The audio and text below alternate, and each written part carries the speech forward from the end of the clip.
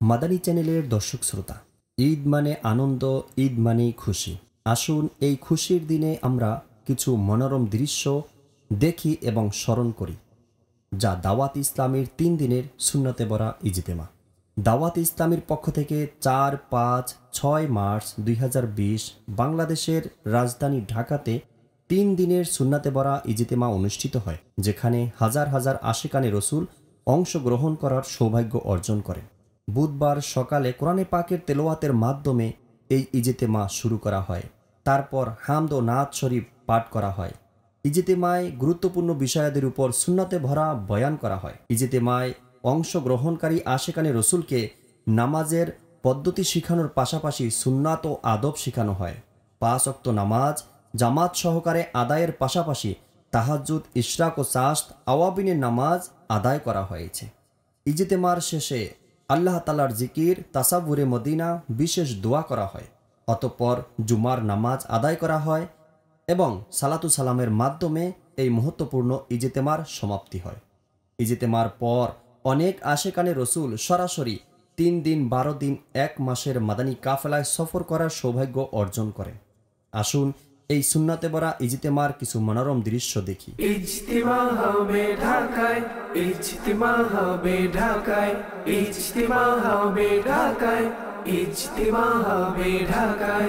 3 দিনের ইজতিমা হবে আবার ঢাকায়, ইজতিমা হবে ঢাকায়, ইজতিমা হবে ঢাকায়, ইজতিমা হবে ঢাকায়, ইজতিমা হবে ঢাকায়। ইয়া রাসূলুল্লাহর স্লোগানে সাড়া পড়েছে, ইয়া রাসূলুল্লাহর স্লোগানে সাড়া পড়েছে। আউযু বিল্লাহি মিনাশ শাইতানির রাজীম। বিসমিল্লাহ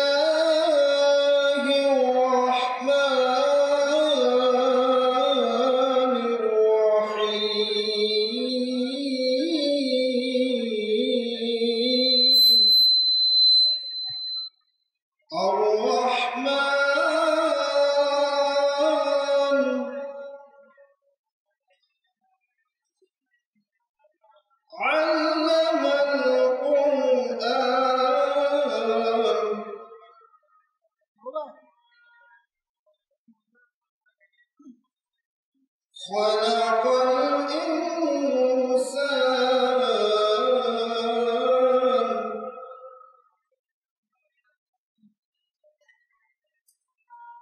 علمه البيان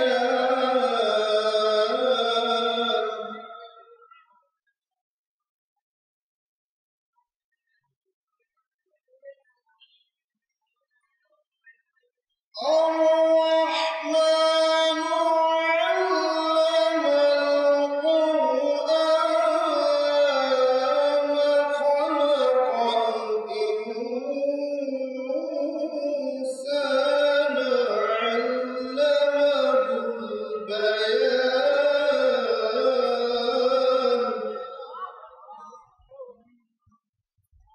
صدق الله العظيم।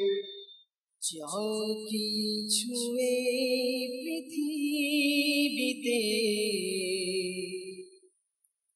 করেছেন খোদা সৃজন, যা কিছু এই পৃথিবীতে করেছেন খোদা সৃজন, করেছেন খোদা সৃজন।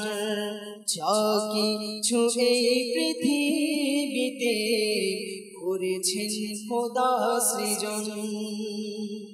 সুন্দর প্রিয় নবী যেমন, সুন্দর প্রিয় নবী যেমন কেউ নেই ভবে এমন।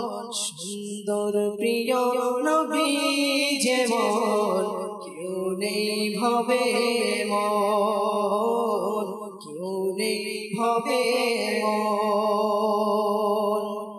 যা কিছু এই পৃথিবীতে করেছেন খোদা সৃজন পাবে না কে গো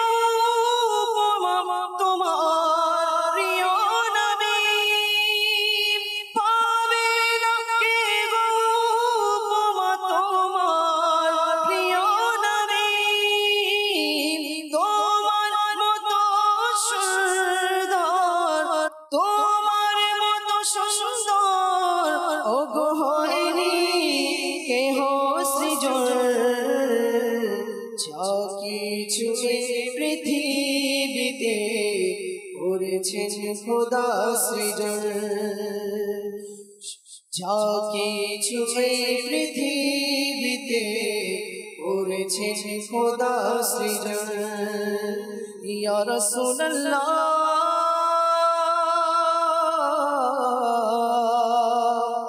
يا حبيب الله وأحسن منك لم تر قط عيني وأجمل منك لم تلد النساء خلقت مبرأ من كل عيب كأنك قد خلقت كما تشاء সুন্দর প্রিয় নবী যেমন কেউ নেই ভবে এমন কেউ নেই ভবে এমন শোনো যবে পাবে তুমি দিদার প্রিয় নবী শোনো যবে পাবে তুমি দিদার প্রিয় নবী দেখো ওগো আশিক তুমি দেখো ওগো আশিক তুমি নত দুটি নয়ন যা কিছু পৃথিবীতে করেছে খোদা সৃজন সুন্দর প্রিয় নবী যেমন সুন্দর প্রিয় নবী যেমন কেউ নেই হবে এমন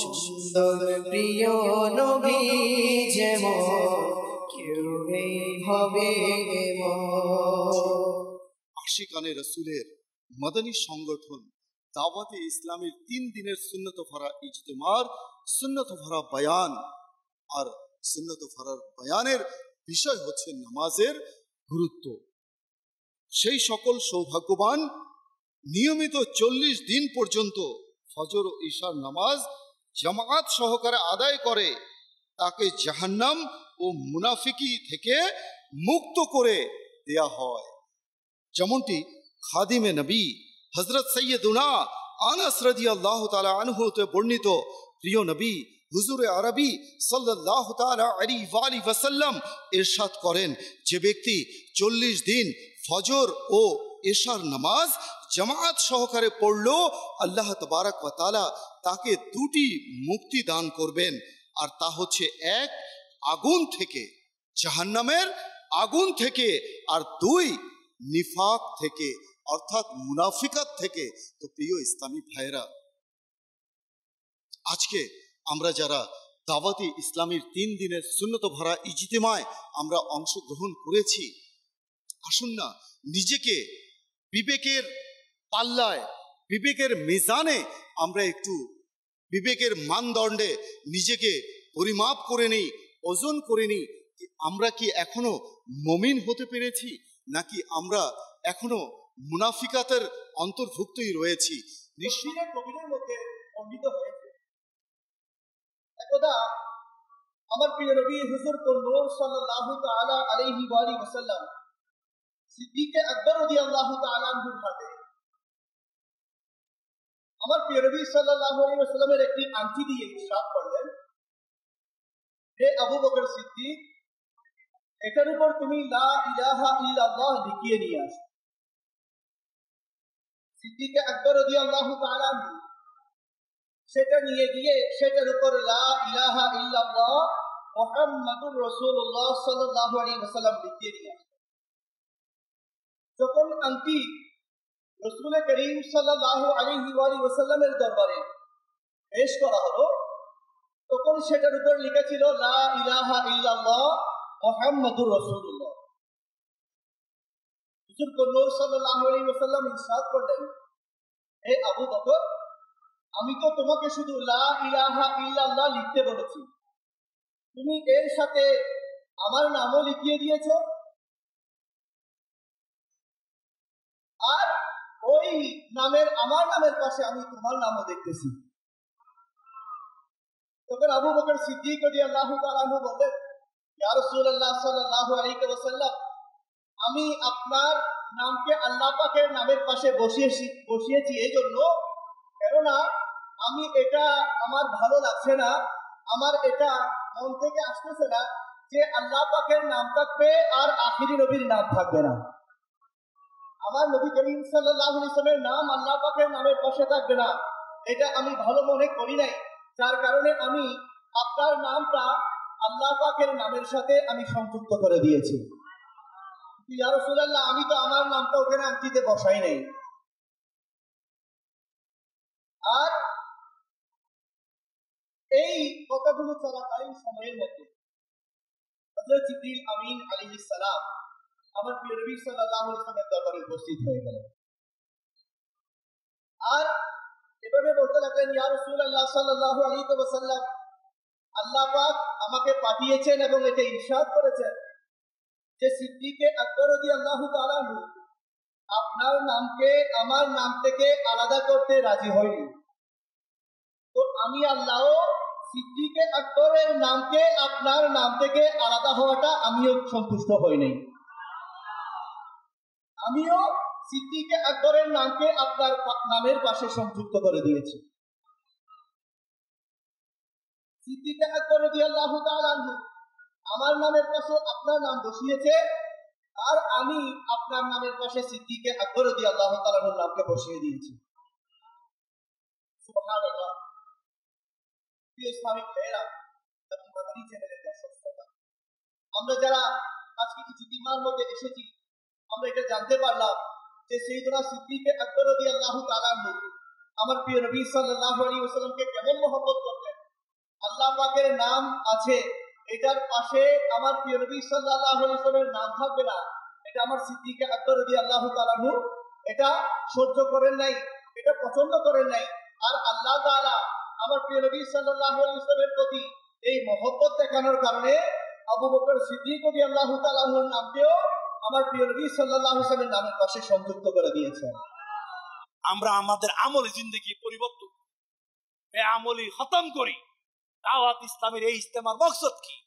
এখানে এসে জমা হওয়া মকসদ নয়, মকসদ আমাদের যদি বদ আমলি কোনো অভ্যাস থাকে এগুলা পরিহার করি, আল্লাহ এবং তার রাসূলের প্রেমে জীবন গড়ি, এটা হচ্ছে আমাদের মকসদ। আজকে আলহামদুলিল্লাহ দাওয়াত ইসলামী ভাইগণ যখন একে অপরকে বিবাহ দেয়, পয়সা দেখে না, মাল দেখে না, ছেলেটা নেককার কিনা এটা দেখে।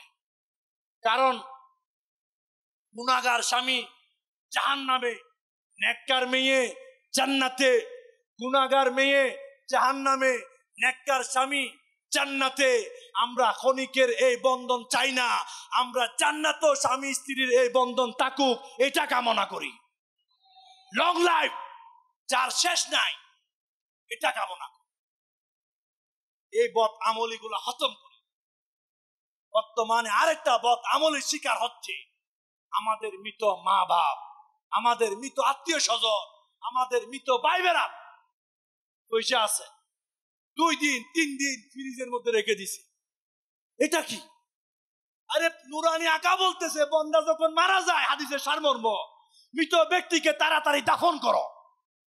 কিন্তু আমাদের কি একটা বদ আমল এসে গেছে আমাদের সমাজে, আয়নাওয়ালা ফ্রিজের মধ্যে রেখে দেয়।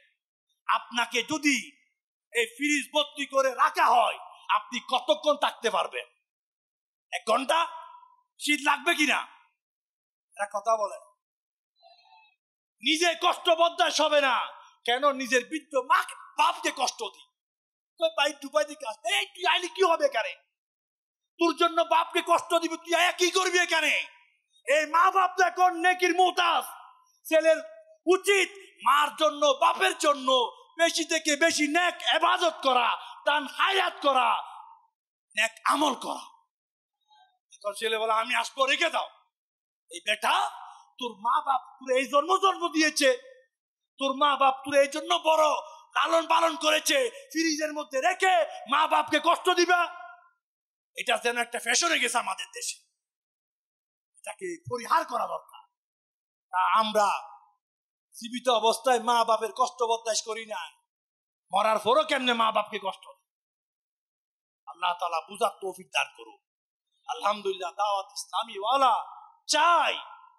হাদিস শরীফের মধ্যে আছে তো, নেককার বান্দার জন্য কবরটা জান্নাতের বাগান, গুনাহগারের জন্য আযাবের গর্ত।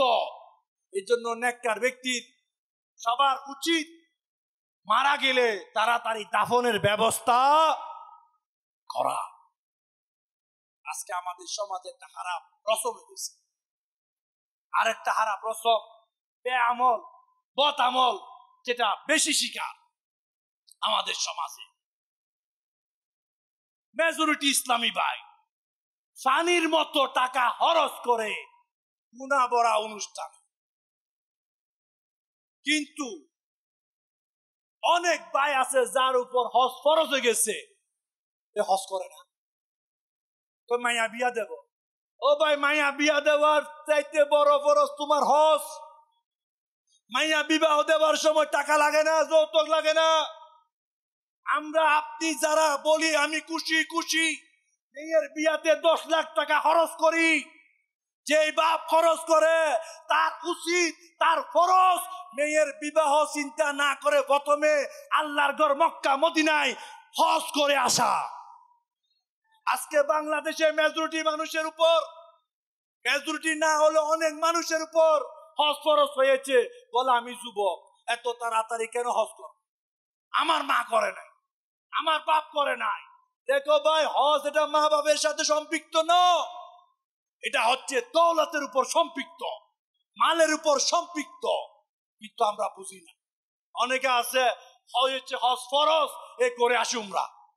কিরে ভাই, তোমার উপর ফরজ তো হজ, কি বেআমলের সময় এসে গেছে, এ উমরা করে চলে আসে। তো পুরো হান্নান নিয়ে গেছি, তোমার উপর তো পুরো হান্নান নিয়ে যাওয়া ফরজ ছিল না, তোমার উপর ফরজ করে না।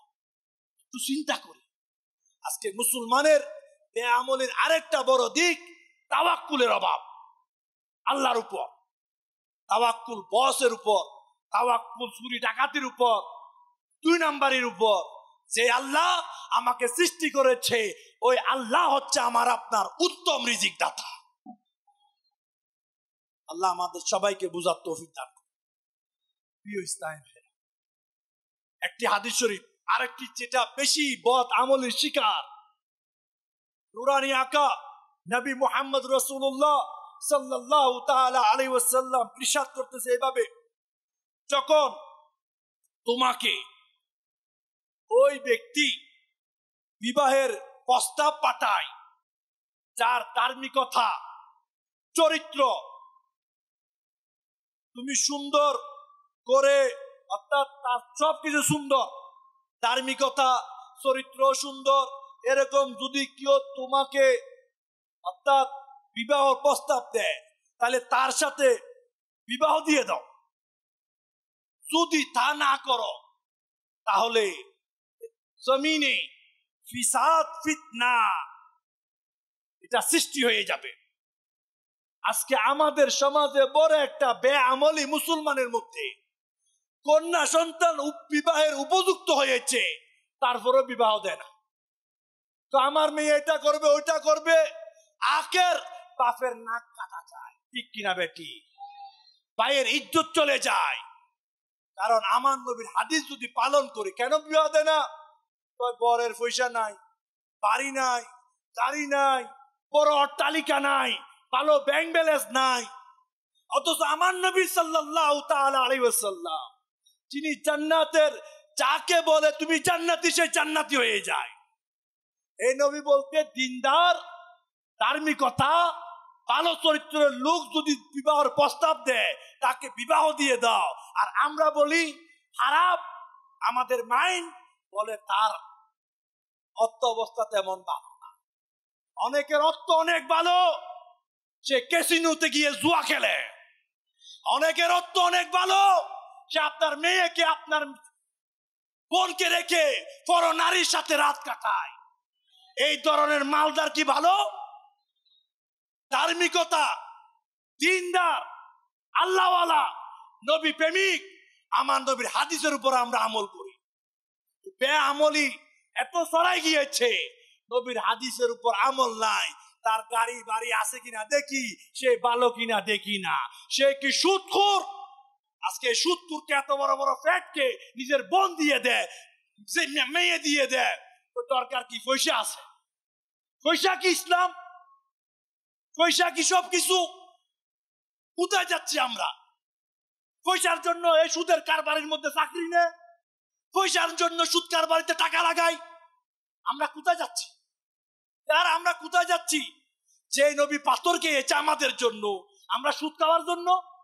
কেন মুসলমানের তিন আমল বিধর্মীর দিকে যাচ্ছে?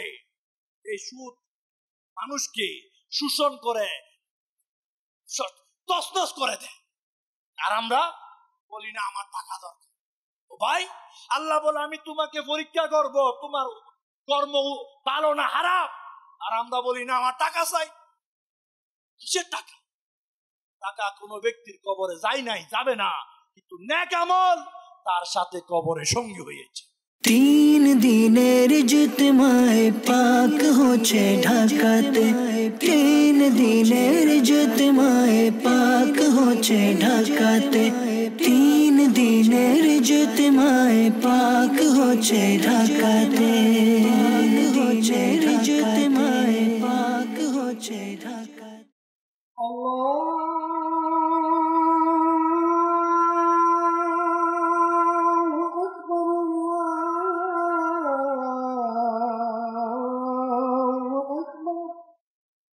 أما بعد فيا أيها المؤمنون رحمنا ورحمكم الله تعالى أوصيكم ونفسي بتقوى الله عز وجل في السر والإعلان وزينوا قلوبكم بحب هذا النبي الكريم عليه وعلى آله أفضل الصلاة والتسليم فإن الحب هو الإيمان كله ألا لا إيمان لمن لا محبة له ألا لا إيمان لمن لا محبة له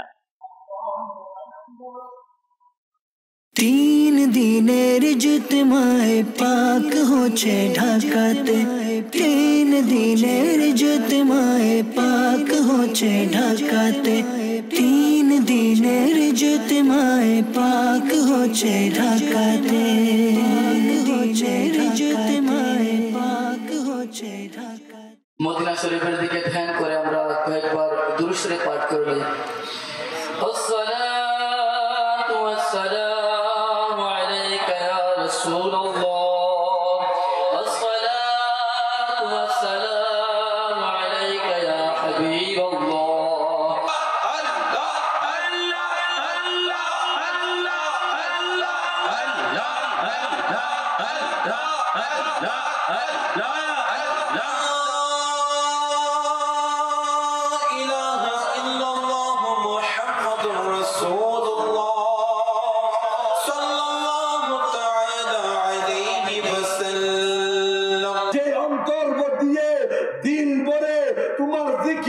তোমার নবীর তরিকায় চলার সেই তৌফিক দিয়ে দাও আল্লাহ, আমাদেরকে মুত্তাকি বানিয়ে দাও আল্লাহ। আমরা সত্য অন্তরে তওবা করি আল্লাহ, আমাদের সবাইকে এই তওবার উপর ইস্তেকামত অটলতা দান করো আল্লাহ। ইয়া আল্লাহ, ইয়া বারি ইলাহি, ইয়া পরওয়ারদিগার আল্লাহ, আমাদেরকে, আমাদের মা বাপকে, সমস্ত মুসলমানের জিন্দেগির গুনাহকে মাফ করে দাও।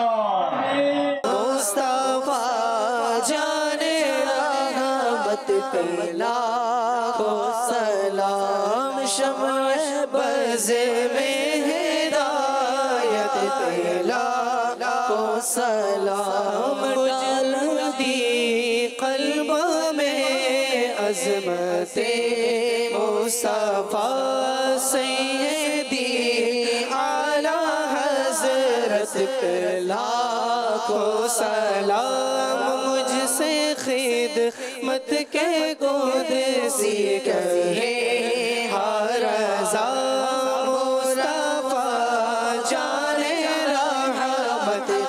लाखों सलाम।